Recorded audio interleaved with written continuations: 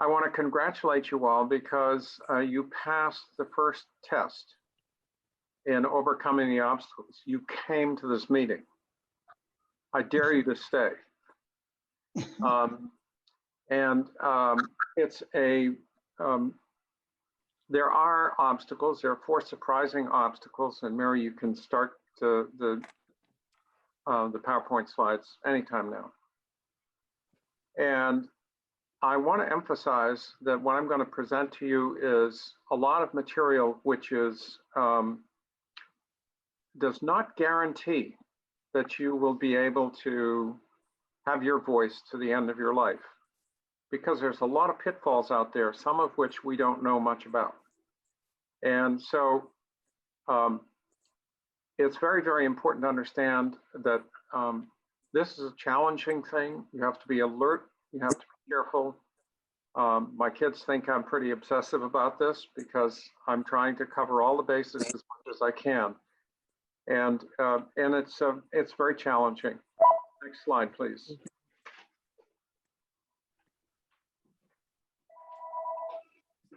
Next slide. Oh, here we go. All right. So this is the book that I wrote, and my wife is on this. Her name is listed as Mary Gugino too. And she is the one that helped me edit this book. I'm incredibly indebted to her. You can go to havingyourvoice.com and you can buy the book, or you can buy it on Amazon. It's an ebook. It's only about 90 pages, but it's loaded with videos, podcasts, and references to articles, all of which are clickable by just as you read, clicking on it. It is not a hardcover book. It's only an ebook. And that's important to remember. And you need to, if you're going to buy the book and read it, really need to have a capacity to hear the audio, because there's soundtracks for most of the videos, for all of the videos. So if you're interested in it, you can get it online. Now, what we're going to do today, next slide, please,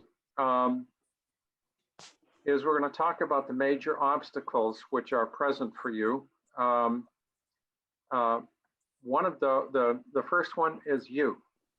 The second is your family. The third is the medical healthcare system, and the fourth is legal and your healthcare proxy agent. I'm going to be showing a video in a minute, which is actually going to illustrate a number of these issues in quick succession in a 5-minute video. And first, starting with you. You are the only one that can anticipate and cope with the obstacles, and you also are the only person that knows what you want for care at the end of your life. That's extremely important to understand and to work on hard, because there's a lot of choices to make. And it's important for you to understand that you have to investigate and research them. As you'll see a little further along, I'm going to raise the issue of hospice. You need to think whether you would want hospice if your life was coming to an end. And I have other examples I'll show you. A couple of examples, though, of the kinds of challenges you'll get is that a woman in one of the classes I taught at Ollie came up to me afterwards, because I was encouraging people to talk with their family about the fact that they were taking this class. And this woman said her daughter came up to her, put her finger right at her nose, and she said, "Mom, you are not going to die." And of course, we know that that's not the case. We're all going to die. But what she was saying was, I don't want to talk about you dying. I don't want to think about it. Let's not go there. The second example of this is referred to in the medical literature as the daughter from California. And there literally was a woman who was the daughter of a man in New Jersey who became very, very ill, had surgery, and his kidneys stopped working. And the doctors concluded and went to an ethics committee, and they all concluded that I should withdraw all treatment from this man. What happened instead was that she flew in and she said, my dad is not a quitter. He would never quit. And I don't want you to stop that. I want you to continue to treat him. And she got a physician to agree that they should continue to treat him. Well, this woman kept her father alive, unconscious, in a coma, on life support for 3 months. And he never survived. And he never recovered, and he never was conscious again. The cost of that treatment was $250,000, it's estimated. So it's very, very important to understand that if your family isn't on the same page as you, if your family isn't willing to try to do the things that you think are important, then you're going to lose out, and they're going to do things to you that you don't want. The last thing that I'll give you an example of the legal health care. There are 2 forms that you absolutely must complete. The first form is designating someone who will be your proxy, who will be what's called your healthcare agent. They're the ones that are going to be asked to make decisions for you if you can't make them yourself. Now, if you can make them yourself, then the agent has no legal authority to make a decision different from yours. So you need to have that designated. And in fact, you really need not 1, but you need probably 2 more as backups. The reason for that is that it's very possible that when you are the first healthcare agent, the one that your primary one is not around, maybe out of town or maybe traveling somewhere, there has to be backup.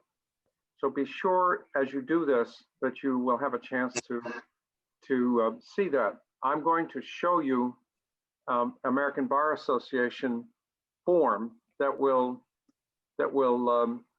allow you to consider the various elements that are necessary for you to provide for and be an effective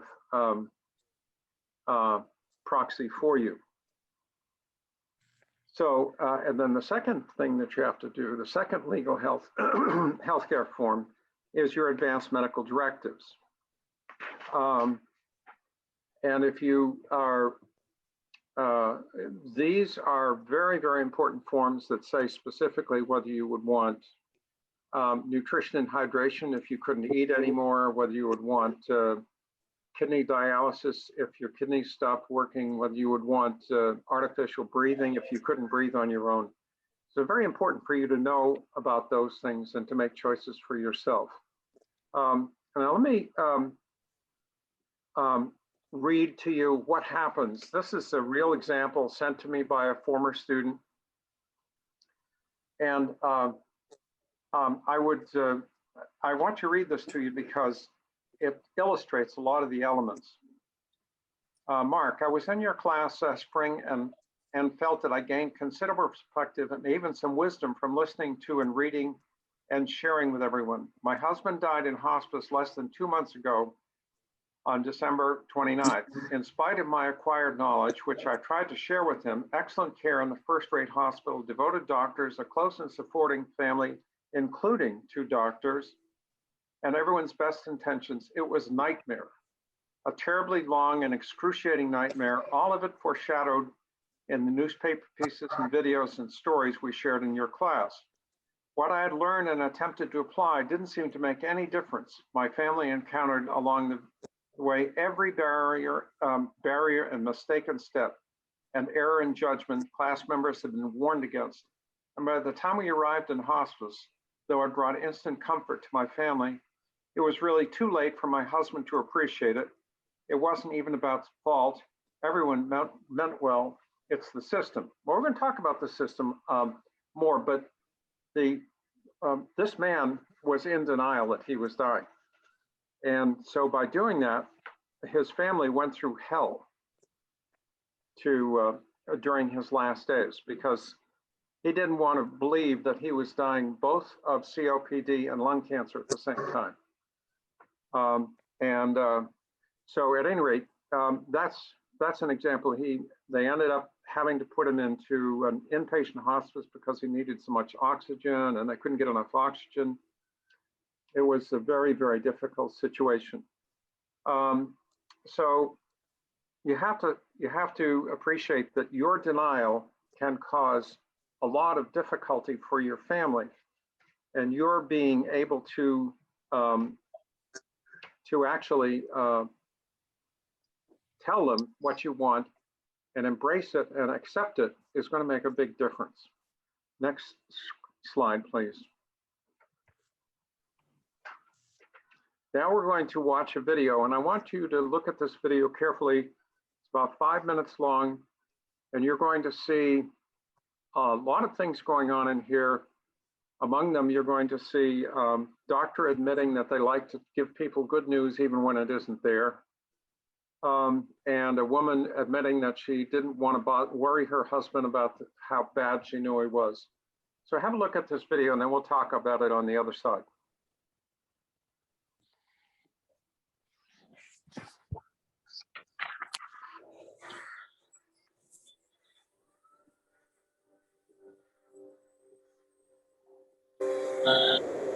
When serious illnesses take us to hospitals, we look to doctors for answers. But what happens when more cures?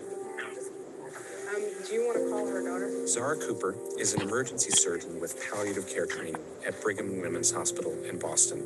She frequently must deal with patients surprised that they're nearing the end of life. It's certain that everybody's going to die. No certainty as to when. What's going on. And frequently, as an emergency surgeon, I'm meeting somebody for the first time, and they have no idea that they could die from their disease. Whether that's because nobody's told them or they're in denial, I don't know, but it's always a surprise. Clyde Earle has been undergoing treatment for advanced cancer for a year. He's now suffering with intense pain. The prognosis is not good. Well, you're in good hands here with Dr. Cooper. I know. Dr. Cooper wants to talk to Mr. Earle and his wife, Audrey, about what comes next. The rumor has it you guys are newlyweds. Is that right? Huh? Yeah. That's great. In March. Now, what happened before you came into the hospital? One morning, I had so much pain, I could not take it. I was in deep trouble Yeah. 3:30. with pain. Yeah. What I discovered was that he and his wife had the expectation that he had many more months. So let me ask you, what do we expect to happen after you leave the hospital? We're going fishing. Okay. We're going up to a house in Maine. Okay. Okay. And then after Maine, we'll go back to a house in Florida. Right. Right. Now, has anybody talked to you about hospice or having hospice nurses take care of you, or is that part of the plan? Women, if we need it, Right. I know the procedure. Yeah. When I said hospice, it was as if I was talking to somebody who only thought that hospice would be necessary when he was just about to die. My impression was that that was the goal, was to get him to hospice. My primary concern is I think the lesson learned is that you have to ask. You can't make those assumptions because oftentimes patients and their families aren't at all where you think they are and aren't at all where you think they should be. But Zara Cooper had at least started a conversation about the end of life. We are here to take care of you, okay? All right. As Clyde Earle's condition worsens, Dr. Cooper brought in Kathy Selvaggi, a senior palliative care physician whose expertise is in end-of-life care. She would now take up the hospice discussion. She and I had a conversation about goals of care and when Dr. Selvaggi came down to the ICU to meet them, I said, you've got a lot of work to do. She said, I know. that it was really important to take his wife aside and talk about what I was seeing. Hi. How are you? Let's not ask a question like that.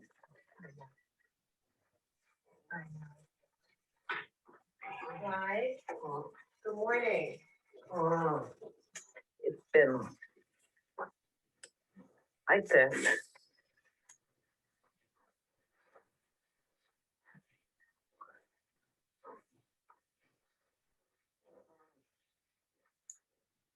Like,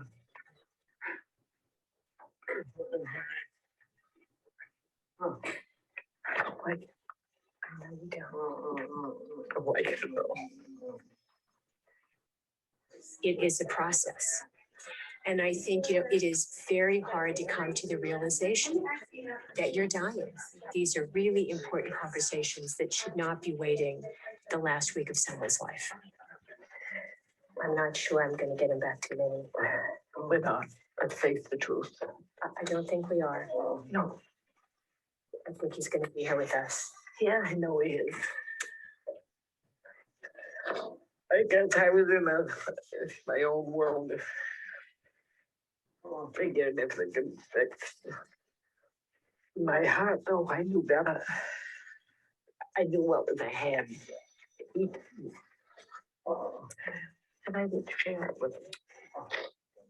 It's those moments when people show that they want to talk about it. Once somebody gives you that kind of opening, in palliative care, we're trained to take that opening and to identify that as a moment where you can help somebody. Whereas I think the natural inclination is to say, we're going to get him better. You're going to get him home because it makes you feel better.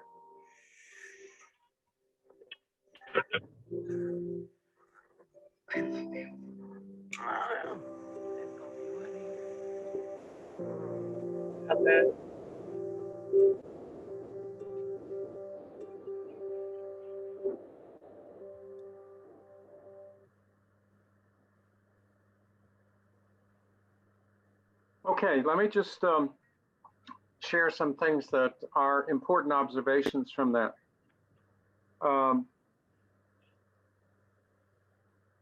First is, when she was talking about hospice, she asked her about hospice. She said, we know what to do if we need it. And basically that was very clearly a blow-off comment. She was basically saying, don't ask me about that. That's too uncomfortable. I can't deal with that.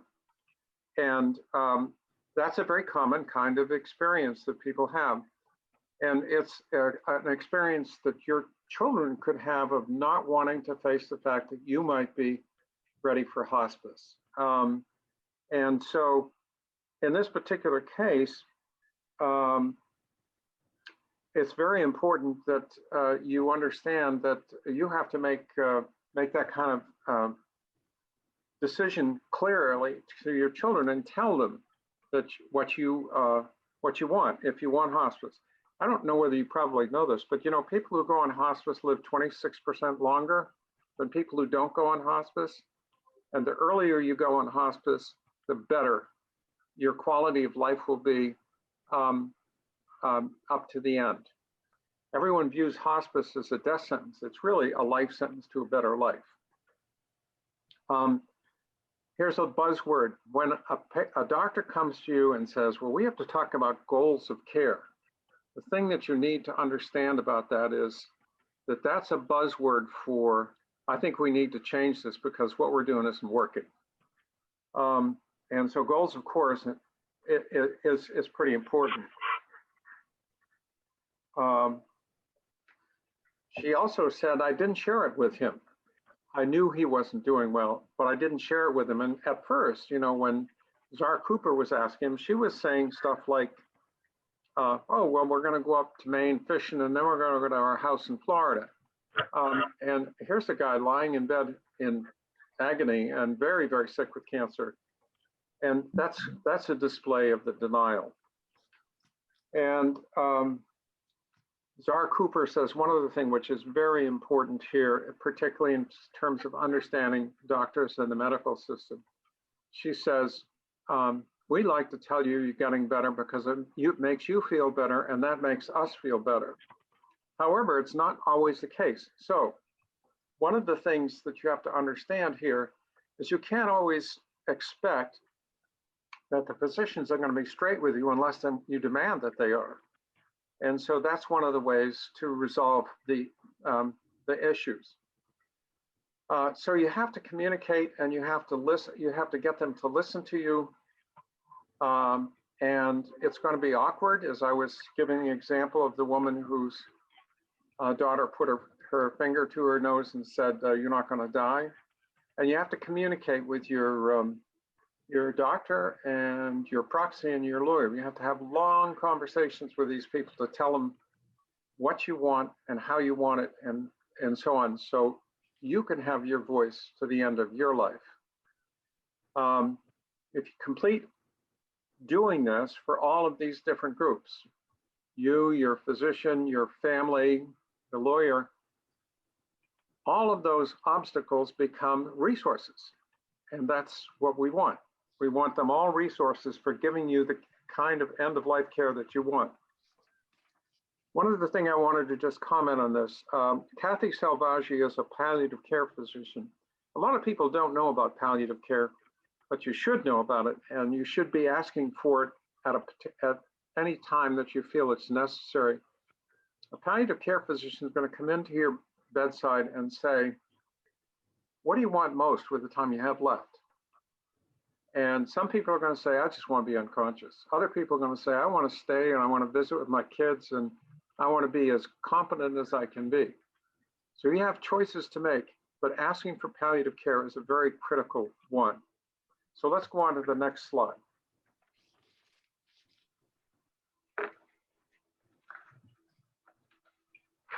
So examples of good and bad.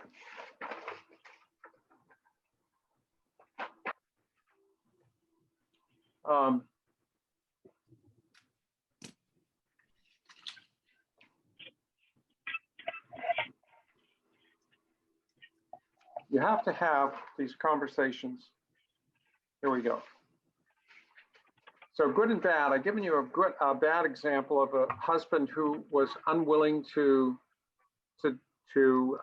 embrace anything except denial. If you've had a look, if you happen to be looking at most of the participants, you'll see that most of them are women. That's not surprising to me. Women seem to be more interested and more able to accept and address this issue than men are. I congratulate you, gentlemen, for being here, because you're the exception rather than the rule. In most of the classes I taught, roughly 70% of them were women. And in some cases, they would bring their husbands along, and then somehow their husbands would fade off and they wouldn't be there. So you need to be able to do that. You have to be persistent. And I want to give you a couple of examples here of things that can go wrong associated with your family. This is one that was written to me at Christmas time this year. Sad news for me, this past Sunday, my brother Jay had a cardiac arrest while out for a run. He wore an emergency contact bracelet, but we don't know how long he was unconscious before he was found and paramedics got his heart going again. He had a stent put in for one blocked artery, so his vitals were strong, but he has been on a ventilator and heavily sedated throughout. This Friday, they'll do an MRI, so we'll learn how much brain activity he may have. He's 1.5 years older than I, and they, of course, wouldn't let me sneak into the ICU to see him, although she was his medical proxy.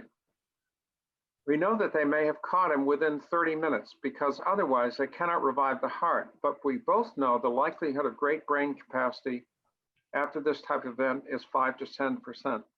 He had no extraordinary treatment directives that his daughter ignored in asking for measures to help him out. Understandable in the moment, but we've impressed now on the kids that they must honor his wishes. And so this is a very common kind of thing. It's a do everything response that families are prone to do when something of a crisis takes place. And because of that, they say, "Oh my God, do everything." And I'm going to give you another example of that.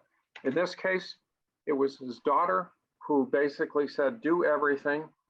And what happened was he passed away. He died, but he was revived for a while. So that's the first one. The second one I'm going to tell you about is my son-in-law. He and his mother had worked on advanced medical directives, and there's several messages here. One, they had not completed them. His mother went into the hospital. She had a very bad infection.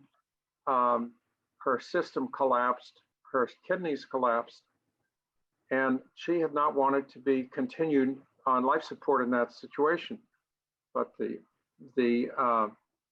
various documents had not been completed. Pay attention to this, please, because if you don't complete these documents, everything is up for grabs.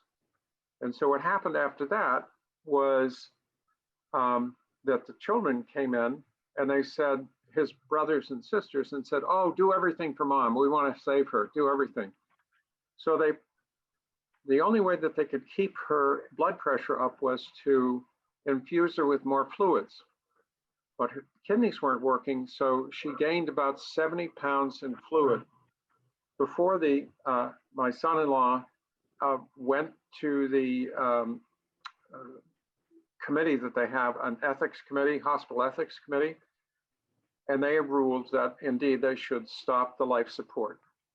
When they removed the life support, she died within 5 minutes. But doing everything is going to be default in many, many hospital situations because they don't want to have lawsuits. And so they will try to respond that way and do everything, even though they may know that it's not going to work. So that's a second example of a family's opposition. I'm going to give you one more because I think this is a very interesting one. This woman was the chairman of a hospital ethics committee. Now, the hospital ethics committee is important for you to know about because the hospital ethics committee you can appeal to if you feel that your relative is not being cared for properly and not being cared for according to their directives. She was out with her father and mother, and he had a massive heart attack in a restaurant.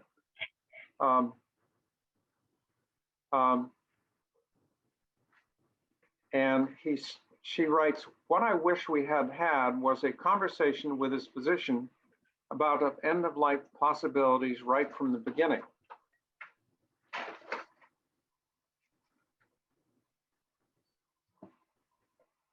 So he collapsed, and his heart was restarted 5 times in 5 blocks to the hospital. So she says, I had just the day before his heart attack, our family had a conversation about end-of-life decisions. We all heard my dad say very plainly that he did not want any heroic measures to be kept alive, and that he would not want to live with any physical or mental incapacities. So when I arrived at the hospital that day after the heart attack, and I saw my dad hooked up to a ventilator to keep him breathing, a blood pump to keep his blood pressure up, an EEG machine to assess brain function, and an assortment of maybe a dozen IV medications and fluids dripping into his body, I recoiled not so much at the horror of the sight, but from the sad realization that he probably should have been left to die at the restaurant. My father would have been even more horrified than I was at his predicament. But there's always hope, right? And then she says, and because of that sliver of hopefulness, we kept him on those machines for 5 days. What I'm talking about here is it's really, really important to recognize the role that hope can play in causing you to engage in treatments that your relative would never have wanted. And so it's very, very important. And she writes at the end of this, and by the way, you're going to be able to access this. I'm providing resources, and you'll be able to read this article for yourself. She writes, the biggest lesson I've learned is that every family should not only discuss life issues, but should act on them by filling out an advance directive.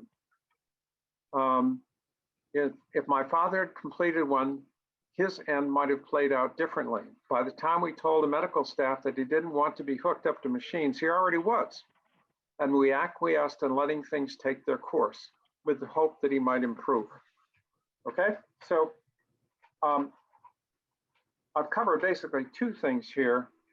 One is family response, and the other is the response of the healthcare system. And I'm going to go into a little more detail on that now, if we can go to the next slide.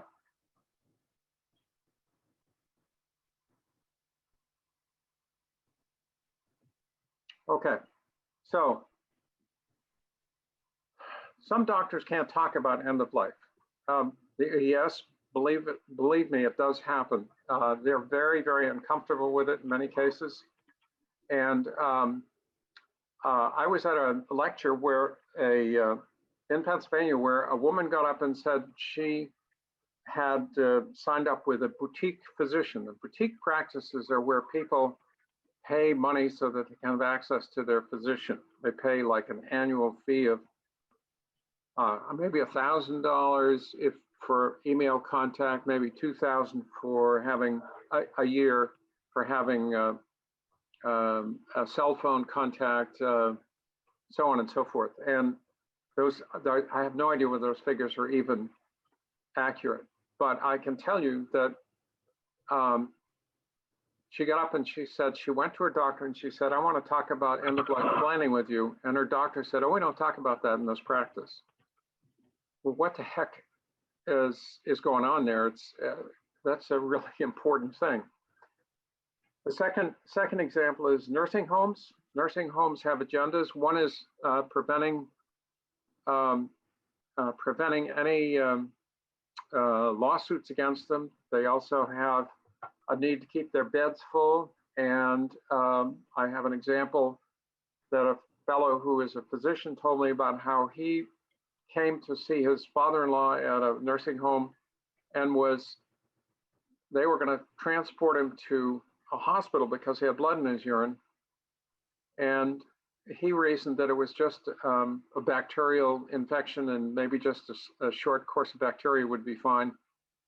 He arranged for that, sent the EMTs away who'd already been called, and the nursing home told him if he did that again, they would file charges for him practicing without a license because he was from Pennsylvania and the nursing home was in New Jersey. And one other very brief one, nursing home in Colorado, a couple in their early 90s had decided they wanted to end their life by stopping eating and drinking, and they wrote a note and gave it to the desk. And the next thing that happened was the nursing home called 911 and said that there was a suicide in progress. That sounds absurd, I know, but what happened then was that the EMTs went away, and the next day the nursing home gave them a letter basically evicting them from the nursing home. So there's a lot of things that go on that are difficult to manage because they're systems of response. Hospitals will and have violated do not resuscitate orders and resuscitated people who do not want to be resuscitated. And there's actually several lawsuits going on right now about this. And those lawsuits are basically going to cause hospitals to be much more careful about doing that. But here's the thing, and here's the other side of understanding this, this situation. If a person's heart stops and their blood is no longer circulating, in 4 minutes and 30 seconds, you begin to lose brain cells. They begin to die. Now, we all probably know about 9 minutes and 29 seconds, right? That was George Floyd. Those 9 minutes and 29 seconds basically resulted in George Floyd dying because there was no way blood could get to his brain.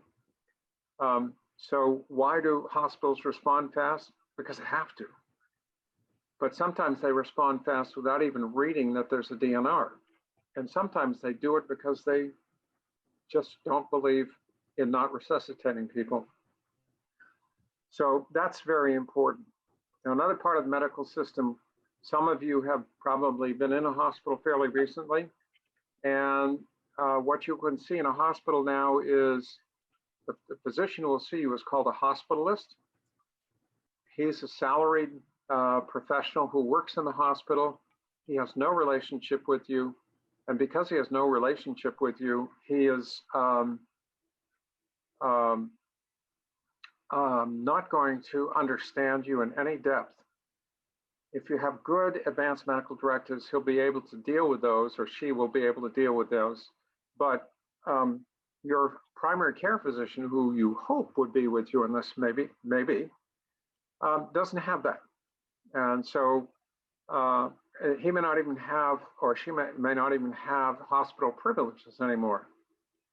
So that's a very critical thing to understand, and that's another reason for you to prepare as thoroughly as you can. So where do you turn if hospital is not honoring your directives? That's the ethics committee in the hospital. If you feel that, or your family feels that you're not being treated properly and according to your directives, you can demand a meeting with the ethics committee to review it. Two last things here. This is a long list, but it's very important. There are two levels of 911 personnel, emergency medical technicians and paramedics. I confess I have not been in Pennsylvania for 2 years, but when I left, an emergency medical technician had to resuscitate you if they came to your house and you weren't breathing. A paramedic, if you had these advanced medical directives in place, could bypass the idea of resuscitating you and honor your directives. So it depends on who's in the truck. This is why I'm saying I can't guarantee what's going to happen, but you need to know that it's very complicated. And the last thing about the medical system I want to talk to you about is the ICU. The ICU has 1/3 get better, 1/3 stay the same, and 1/3 get worse. It's the most aggressive place for care. It's where you'll be intubated. It's where your heart will be restarted. It's where you'll be hydrated and provided with nutrition. And you need hydration and nutrition if you are on a ventilator. It's also where you get dialysis. You're usually very heavily medicated there, and people are around you a lot. And a lot of people have very peculiar psychotic-like events there called PICS, post-intensive care syndrome, or post-intensive care serious flashbacks and fears and worries. It's a very, very aggressive and scary place for a lot of people. And I think there is I know on my website, you can find a video of an interview with people who had post-intensive care syndrome. So let's go on to the next slide. I have no idea, I've lost complete track of time, so. You've been it's about 30 minutes. 30, okay.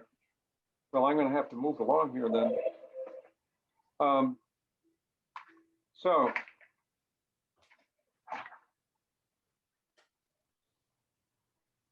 If you don't have the legal, the forms in place, you can have real difficulties. Not all legal forms are the same. Your proxy is going to have to be able to fight for you, and they may even have to fight against your family. The forms must be completed, and they must be completed thoroughly, and they must be witnessed. What happens a lot of times is people actually don't complete these forms. They get them so far, and then there's a kind of a malaise or a lack of energy to complete them. I hear from people anywhere from 6 months to 2 years later saying, I finally completed the forms, even though the class was over many, many months before and they had a chance to complete them in the class or between classes. So it's very important that you understand that. The last thing that I would suggest is that you also secure a MOLST or a POLST. I think in Pennsylvania it's called a POLST. This is a physician's order for life-sustaining treatment. The MOLST is medical orders for a life-sustaining treatment. It's a one-page, basically executive summary, and you need to complete this. because this is what the EMTs or the paramedics will respond to. Some doctors will not complete it if they think you're in good health. Other doctors say you have to have and some doctors say you have to have less than a year left to live in order to be able to complete, for them to feel comfortable completing one. My physician here has completed it for us with some long and heavy discussions about what we want. So, and I would recommend also that you look around for the best forms, because the forms are not all good, and the Pennsylvania form that is used by the Bar Association, the last time I saw it was really bad. It needs to be a form where you can have some input, where it provides you with an opportunity to talk about what you want, you don't want, what you want a trial of. That would be a whole presentation in of itself. So let's go to the next slide. This is the American Bar Association, and it gives you an idea of who your first of all, you'll be able to designate on the left side who the person is you want to be your proxy, and then it asks the following questions. Do you meet the legal criteria in your state? Would you be willing to speak on your behalf? Would you be able to act on your wishes and separate your own feelings? In other words, this is the time when you may be, if you are the proxy, you may be making a life or death decision for someone who can't decide for themselves. So you need to know that the person who is representing you or the person that you are representing really trusts you and that you're willing to do this. And one of the places you run into a lot of problems is the family may say, you're giving up too early on him, you're giving up too easy. And so it's very, very important. I've included that form in the material. So let's go to the next slide very quickly. So how hard is it to have these conversations? 99% of physicians say it's very important to have the conversation about end-of-life care with your patients. Doctors, only 46% admitted having that conversation, and only 17% of lay people had talked with their doctors about their end-of-life plans. So doctors are not much better than you or I at wanting to talk about this, but it must be talked about. And so I want to go on and I want to show you now, in just a minute, I want to show you a video.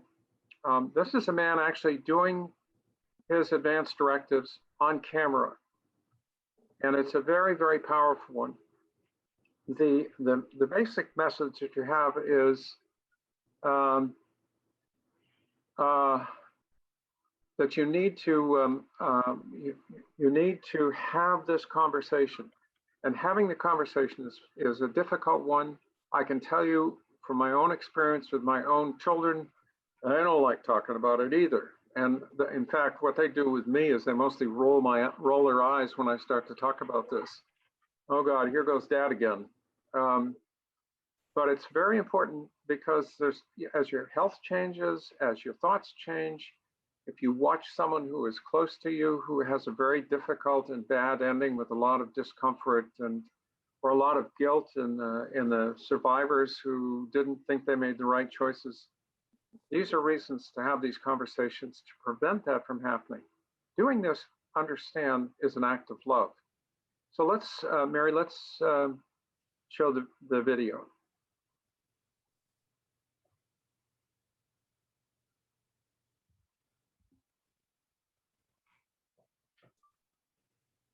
Our next report here is one of those things a lot of American families should see because it's about a moment in life all families face.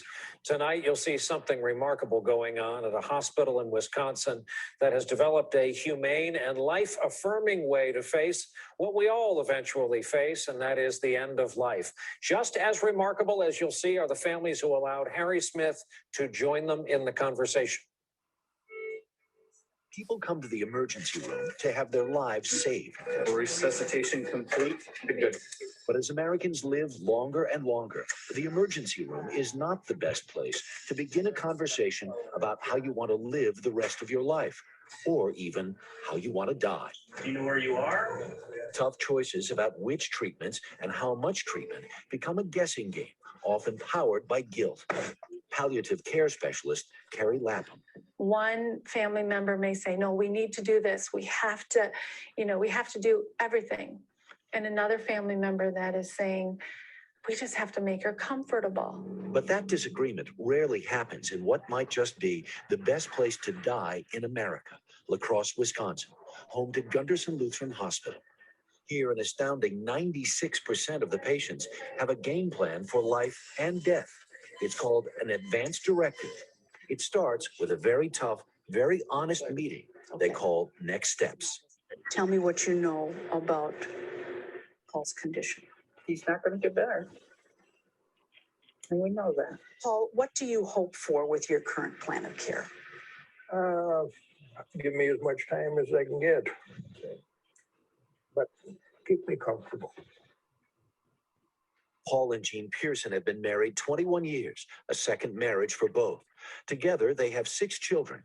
He's a 73-year-old retired architect. She was an interior designer. This is what real love and devotion looks like. If you were having a good day, what would that day be like? I'd probably be fishing. You'd be fishing. And she'd be with me. She's more important to me than anything. Paul Pearson has inoperable lung cancer. He and Jean don't want there to be any doubt about how he wants to live out the rest of his life. This discussion. So in this meeting, run by Jackie Cartman, a nurse practitioner, Paul and Jean face their decisions and fears head on. We were there to witness the process, which is as emotional as it is profound. Paul, what worries you about your illness? What fears do you have? Breathing is going to be a problem. And probably going to the nursing home. And what about going to a nursing home? It's being stuck there. I don't want to be a burden to her. Paul is emphatic.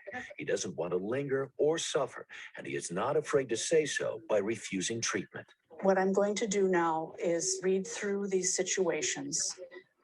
If I have a serious complication from my cancer or treatment for my cancer, so that I was facing a prolonged hospital stay and my chance of living through the complication was low.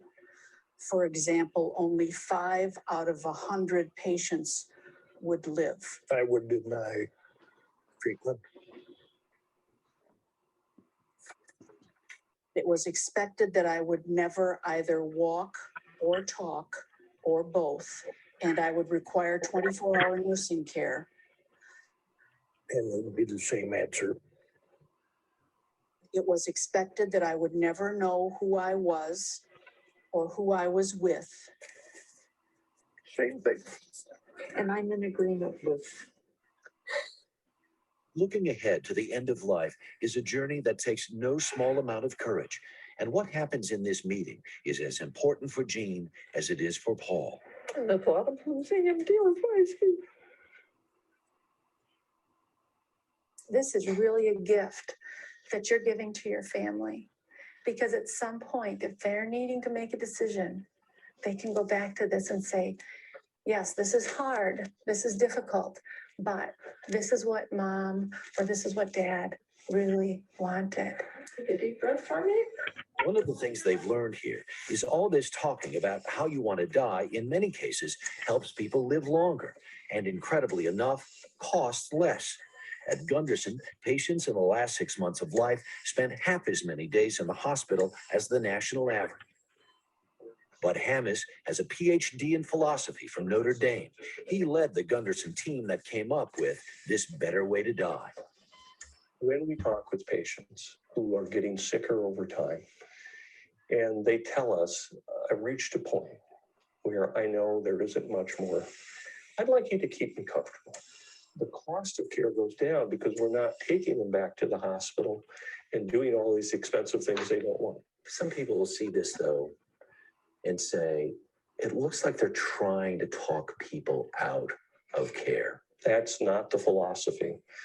We really want to understand the patient's perspective. We want to understand the patient's values. Okay. And planning ahead has another benefit, peace. When it's time to go, there is little rancor or remorse. Well, Eva. While we were at Gunderson, we met the Foot family. Just the week before, 94-year-old Eva Foot was at a local fair.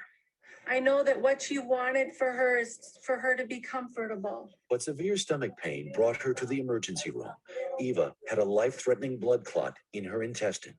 The Foots, like so many others here, had an advance directive, which meant they had a roadmap which led them to forego surgery because doctors found Eva's chances of regaining anything close to her former health were next to none. Your parents let you know ahead of time what they wanted to do. Yes. Knowing ahead of time, it takes a load off the family. 2 days later, Eva passed away peacefully, her wishes honored. For Paul Pearson's children, the plan was tough to take at first, but now that they know what he wants, they have accepted it. You know, it does put everybody at ease. To know that there is this plan in place. Yeah, it really does. All of us can be prepared for each step as it comes. The Pearsons don't feel like victims of their circumstances. In fact, just the opposite. The process has helped Paul decide how he wants to live the rest of his life. On the schedule, more fishing and historical reenactments. Jean and Paul have been going for years, and now is not the time to stop. How helpful is it to have these conversations, to go through the scenarios ahead of time? This gives us that advantage that we don't have to be second guessing. What should I do? We've already made those decisions. And they're hard decisions. We're okay with them. Our thanks to Harry Smith, but also to Paul and Jean Pearson, who we. All right, thank you so much. Just to touch a couple of things in there that I think are really important that are not included in a lot of advanced medical directives and should be, which is to, doctors often will talk to you about probabilities or likelihoods that something is going to happen. And you have to be aware of what probabilities you're willing to gamble on. For example, if someone says to you, you get a 5% chance of recovering from this particular illness you have, you get a 5% chance. Do you really want that? Do you want to take that risk? And what if they say, well, you've got a 10% chance of recovering from the illness, but your quality of life is likely to be very low. Do you want to do that? So you see, there's a lot of things to factor in here, and that's why there's a lot of work to be done, basically in terms of reflecting on what's most important to you, what you want most in your life, how you want your end to be, and also I think the other message that's in this video clearly is that by making these choices and having these conversations with your family, hard as they will be, the effect of being able to make those choices and for them, when the time comes, will be that they will be at ease and they won't end up with scads of guilt or giant conflicts. I heard one story about a brother and sister who actually threw, the brother threw a coffee pot at the sister in the room over the sick mother because they hadn't agreed and they didn't agree, and so that's what happened. Those are just a couple of elements from that, and I want to just summarize very quickly. You've got to talk with all these groups, not just your family. You have to talk with your doctor, you have to talk with your proxy, especially with your proxy. And just give you a very quick example of one that I think might interest you. My wife asked me one day, what if I found you on the floor here in the front hall and you weren't breathing and your heart stopped?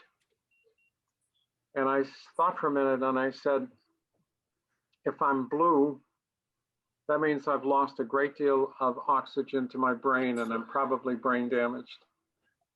Don't call 911 right away. If I'm pink, call 911 and see if we can figure out what's going on before I get too far. So there's an example of a very complex choice that needs to be sorted out. And the last thing is, young people should tell you what they want too. That's very, very important because, you know, sadly, things happen to young people where we have to make very, very tough decisions. Now, the materials that I have prepared that Mary will provide to you are mostly videos and short articles, and those will give you an opportunity to share the information with your family and start conversations. And here's the trick to the conversation. If I sit down and I say to my kids, well, I want to talk to you about not being intubated. It's like, you know, they don't want to do that. On the other hand, if I say to you, Scott, if you were in a situation where you couldn't breathe and you wanted to, and you needed help with breathing, would you want to have a tube put down your throat, pump air in and out? And under what circumstances? And then, so we engage him that way, or I ask him, Scott, what if you thought about, you saw that movie, what do you think about that movie? And the children saying they felt much better knowing what he wanted. So you can engage them by asking them their opinion, and then you can share your own. That's a very, very powerful technique for beginning conversations. And virtually everything that I think I've presented in the handout to you, the resources, allows you to do that. Play it with them, watch it with them, ask them what they think, tell them what you think. That's starting the conversation.